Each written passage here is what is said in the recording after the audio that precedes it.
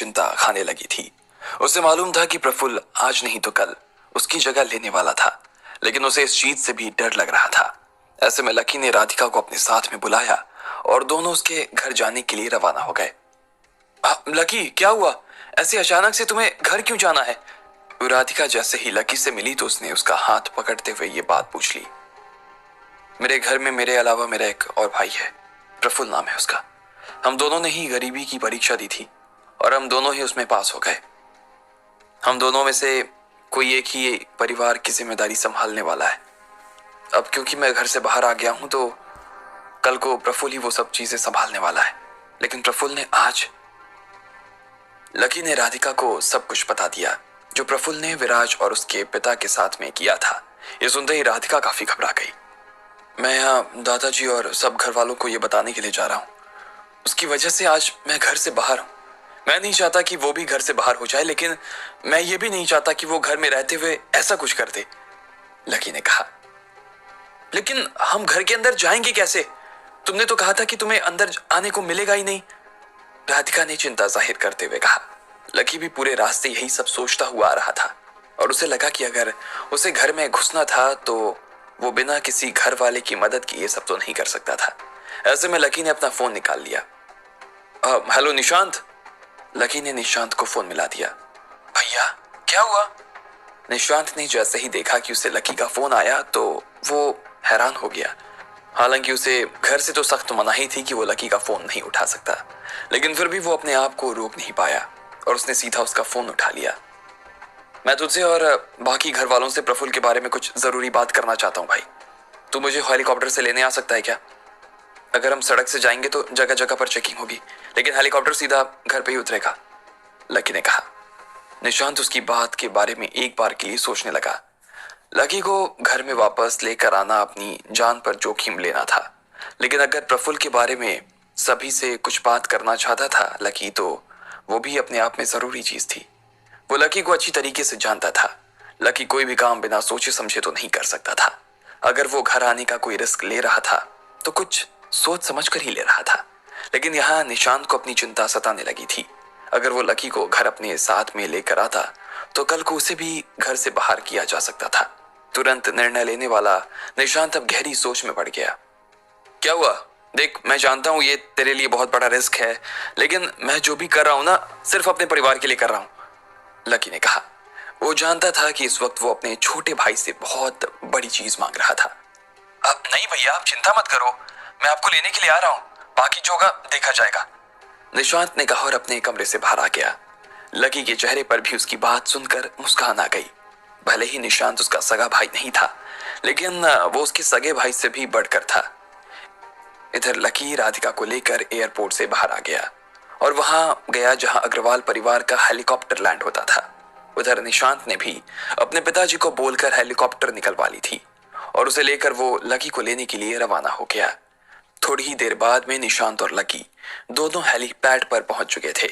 निशांत का helicopter land हो चुका था और लकी राधिका का हाथ थामकर वहां उसके दरवाजे से थोड़ा दूर पर खड़ा था। वो जानता था कि गार्ड्स उसे अंदर नहीं जाने देने वाले थे। ऐसे में निशांत हेलीकॉप्टर से उतरा और गेट से बाहर आ गया। जैसे ही उसने लकी को देखा तो वो अपने उत्साह को रोक नहीं पाया और सीधा लकी से गले लग गया। हेलो भाभी, निशांत ने लकी को भी राधिका के साथ में देखते हुए कहा।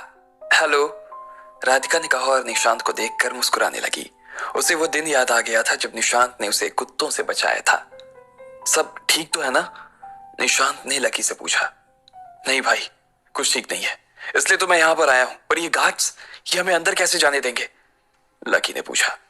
अरे उसकी चिंता आप मत करो, आप तो बस आओ, निशांत ने कहा और लकी राधिका को अपने साथ लेकर हेलीपैड के गेट के पास जाने लगा। जैसे ही गार्ड्स ने देखा कि निशांत के साथ में लकी भी आ रहा था और उसके साथ में एक लड़की भी थी, तो वो दोनों दरवाजे के सामने आकर खड़े हो गए। निशांत सर, हम इन्हें अंदर आने नहीं दे सकते हैं। मुझे मालूम है, लेकिन तुम इन्हें कैसे अंदर जाने दे सकते हो? मुझे वो भी मालूम है, निशांत ने कहा और अपनी जेब से शराब की 2 बॉटल निकाल ली और उन दोनों गार्ड्स की तरफ बढ़ा दी। इटली से लाया हूँ, 20 साल पुरानी है, एक बॉटल की कीमत 1 लाख है, पियोगे तो याद रखोगे, हाँ, निशांत ने कहा। वो सब तो ठीक है भैया, लेकिन दूसरे गार्ड ने हिचकिचाते हुए कहा। हालांकि वो मन ही मन पिघल तो गया था, लेकिन फिर भी उसे ऐसा लग रहा था कि उसकी नौकरी खतरे में आ सकती थी।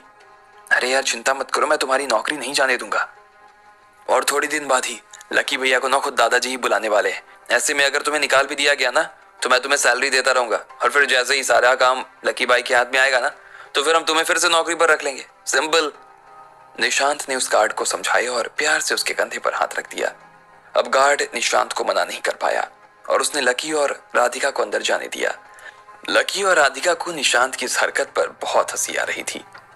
निशांत भले ही अपनी जिंदगी में खूब ऐश करता, लेकिन फिर भी उसके दिमाग को अभी तक जंग नहीं लगी थी। वो तीनों हेलीकॉप्टर में बैठे और घर जाने के लिए रवाना हो गए। भैया एक बात कहूं, बिल्कुल सीताराम की जोड़ी लग रही है आप दोनों की, और मैं हनुमान जो फिर से अपने राम के साथ में अयोध्या जा रहे हैं, निशांत ने कहा। लकी और राधिका उसकी बात सुनकर हंस पड़े। वैसे आपने बताया नहीं कि आप इतना बड़ा रिस्क क्यों ले रहे हैं, ऐसा क्या हो गया, निशांत ने पूछा। कोई नहीं छोड़े, अभी थोड़ी देर में सब पता चल जाएगा, लकी ने कहा और खिड़की के बाहर देखने लगा। जैसे जैसे वो अपने घर के पास जाता जा रहा था वैसे वैसे उसके दिल की धड़कन तेज होती जा रही थी। उसे भले ही अपने घर से निकले ज्यादा दिन हुए नहीं थे, लेकिन वो ये उम्मीद हमेशा के लिए छोड़ चुका था कि वो फिर से कभी अपने घर भी जा पाएगा। उधर राधिका भी खिड़की से बाहर देख रही थी। हालांकि अंधेरा होने की वजह से उसे ज्यादा तो कुछ दिखाई नहीं दे रहा था, लेकिन दूर से ही उसे लकी के घर से जलती हुई रोशनी नजर आ रही थी। ऊपर से देखने पर तो ऐसा लग रहा था जैसे लकी का घर कई एकड़ तक फैला हुआ था। पूरे घर के चारों तरफ लाइट लगी हुई थी। ऊपर से देखने में वो अपने आप में किसी शहर से कम नहीं लग रहा था। जैसे जैसे हेलीकॉप्टर उस रोशनी की दिशा में बढ़ती जा रही थी वैसे वैसे खुद राधिका की भी सांसें तेज हो रही थी। भाभी, हमारे छोटे से गरीब खाने में ना आपका स्वागत है, निशांत ने फिर से मजाक करते हुए कहा। वो देख पा रहा था कि लकी और राधिका काफी घबराए हुए थे। वो खुद भी काफी घबराया हुआ था, लेकिन वो जानता था कि अब घबराने से काम तो नहीं चलने वाला था, इसलिए वो माहौल को हल्का कर रहा था। थोड़ी ही देर में हेलीकॉप्टर लकी के घर में लैंड कर गया। रात हो गई थी और लगभग सभी घरों की लाइट बंद हो गई थी। आओ भैया, सबसे पहले हम चाची से मिलेंगे, आपको बहुत याद करती हैं, और जैसे भाभी को आपके साथ में देखेंगे ना भी खुशी के मारे तो पागल ही हो जाएंगी। 2 किलो वजन बढ़ गया उनका। चलो मैं खाने का इंतजाम करवाता हूँ। निशांत ने लकी और राधिका को हेलीकॉप्टर से उतारते हुए कहा। नहीं, मैं पहले घर नहीं जाऊंगा, मुझे दादाजी से मिलना है पहले। मैं सीधा उनके बंगले पर जा रहा हूँ। तू मम्मी पापा सारे चाचा चाची भाई बहन को लेकर वहां पहुंच, और हाँ, प्रफुल्ल को भी लेकर आना, लकी ने कहा। लेकिन भैया, दादाजी तो यहाँ है ही नहीं, उनकी तबीयत पिछले कुछ दिनों से खराब है और उन्हें आइलैंड वाले हॉस्पिटल में भर्ती किया गया है, निशांत ने कहा। जैसे ही लकी ने ये बात सुनी तो उसे ऐसा लगा कि उसके पैरों के नीचे से जमीन खिसक गई थी। वो तो यहाँ पर सब कुछ उसके दादाजी को ही तो बताने आया था। अगर उन्हें इस बात की खबर नहीं लगती तो फिर इस जानकारी का तो कोई फायदा ही नहीं होता। क्या हुआ उन्हें, लकी ने पूछा। डॉक्टर कह रहे थे कि उनका ब्लड प्रेशर बहुत बढ़ा हुआ रहने लगा है। डॉक्टर ये भी कह रहे थे कि काफी चिंता करने लगे हैं आजकल, इसी वजह से ये सब हो रहा है। उन्हें दवाई दी है लेकिन उससे कोई फर्क नहीं पड़ रहा है। सबको पता है कि फर्क किस चीज से पड़ेगा, कोई उन्हें ये तो नहीं कह सकता ना कि आपको घर वापस बुला लिया जाए, निशांत ने कहा। तो वहां हॉस्पिटल में कौन है, लकी ने पूछा। जिमी और चाचा वही हैं, हम सब भी वहीं थे, कल ही वापस आए हैं, निशांत ने कहा। यह सुनकर तो लकी को और ज्यादा बुरा लगने लगा। अब वो खुद इस चीज को सोचने लगा कि इस हाल में उसे अपने दादाजी को ये सब बात बतानी चाहिए भी या नहीं। पहले ही वो बहुत चिंता में थे, लेकिन लकी ये भी जानता था कि वो अपनी जुबान के कितने पक्के थे। इस जन्म में वो अपने मुंह से कहकर लकी को वापस तो नहीं बुलाने वाले थे, लेकिन लकी को अपने परिवार के प्रति चिंता सता रही थी और जायज भी थी। ऐसे में लकी को बीच का रास्ता निकालना ही सबसे ठीक लग रहा था। अब ठीक है, तो मैं यहीं खड़ा हूं, तू सबको यहीं पर लेकर आ जा, सबको बोलना कि मैं आया हुआ हूं, लकी ने कहा। भैया अंदर नहीं चलेंगे, निशांत ने पूछा। नहीं भाई, लकी ने भारी आवाज में कहा। वो यहाँ जिस काम के लिए आया था बस उसी काम को निपटाना चाहता था, इसके अलावा वो किसी को भी परेशान नहीं करना चाहता था। निशांत भी लकी की इस बात को समझ गया था और वो सीधा सभी लोगों को बुलाने के लिए रवाना हो गया। तुम्हारा घर तो काफी बड़ा है, मैंने नहीं सोचा था कि किसी का घर इतना बड़ा भी हो सकता है, राधिका ने कहा। वो आसपास बने हुए बंगले को देख रही थी। अब ये मेरा घर नहीं है राधिका, लकी ने उसकी तरफ देखते हुए कहा। लकी की गंभीर आंखों को देखकर राधिका एक बार के लिए तो उदास हो गई। उसे लग रहा था कि लकी की जिंदगी में ये सब सिर्फ उसकी वजह से हो रहा था। लकी ने उसकी आंखों को देखा तो वो समझ गया कि राधिका बस रोने ही वाली थी। ऐसे में लकी ने मुस्कुराते हुए उसका हाथ पकड़ लिया। लकी के दिल की धड़कन तेज हो गई थी। राधिका को भी घबराहट हो रही थी। यूं तो वहां ठंडी हवा चल रही थी, लेकिन फिर भी दोनों को पसीने आ रहे थे। लकी अपने ही ख्याल में जब खोया हुआ था, तभी उसे आवाज आई, लकी। वो किसी महिला की आवाज थी। उस तेज आवाज से लकी का ध्यान टूट गया और वो उस आवाज की दिशा में देखने लगा। उसने देखा कि उसके सामने उसकी माँ खड़ी थी। माँ, लकी ने कहा। जैसे ही अभिलाषा की नजर लकी से मिली तो उसका दिल भर आया। उनकी आंखों में आंसू चमकने लगे। लकी की आंखों की कोरे भी गीली हो गई थी। अभिलाषा भागते हुए लकी के पास आई और सुबकते हुए उसे गले लगा लिया। लकी भी अपने आप को रोक नहीं पाया और अपनी माँ से जैसे लिपट गया। उसकी आंसुओं की वजह से उसकी माँ का कंधा भीग गया था। तू कब आया? और ये? तभी अभिलाषा की नजर राधिका पर पड़ी।